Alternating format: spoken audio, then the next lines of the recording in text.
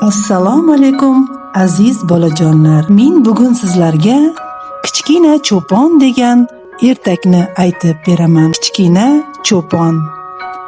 Bir bor ekan, bir yo'q ekan. Bir mamlakatda yoshgina cho'pon yashagan ekan. Hamma uni erkalab kichkina cho'pon deya atarkan. U shunchalar zukko ekanki, berilgan har qanday savolga javob topa olar ekan. Uning shuhrati qisqa vaqt ichida butun mamlakatga yoyilibdi. Yurt podshosi unga qiziqib qolibdi. Farmon berib, cho'ponni saroyga keltirishlarini buyuribdi. Cho'pon podsho saroyiga huzuriga kelganda boshi yerga tekkuncha ta'zim qilibdi. Bunday hurmatdan mamnun bo'lgan podsho cho'ponni yoniga o'tqizibdi. Seni juda dono deb eshitdim. 3 ta savolim bor.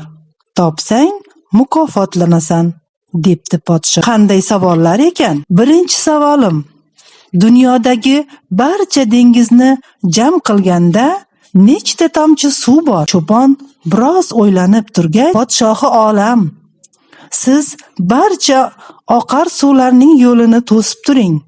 Men dengiz tomchisini sanayotganimda bir tomchi ham suv kirmasin.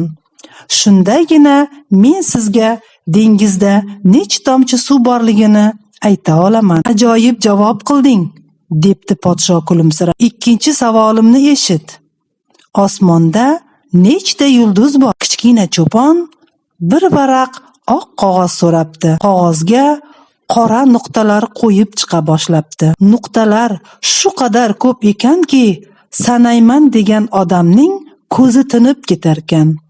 Cho'pon qog'ozni podshoga berdi. Podshohi olam, shu qog'ozda nechta yulduz bo'lsa, osmonda ham shuncha yulduz bor, dedi. Podshoga bu javob ham ma'qul tushib, kulimsiradi. Keyin 3-savolni beribdi. Abadiyat deganimizda qancha soniya bor? Bu savol biroz murakkab ekan shekilli.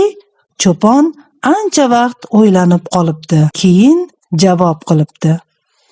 Podshohim, Qof tog'ining ortida sumbula barglaridan hosil bo'lgan baland tepalik bor.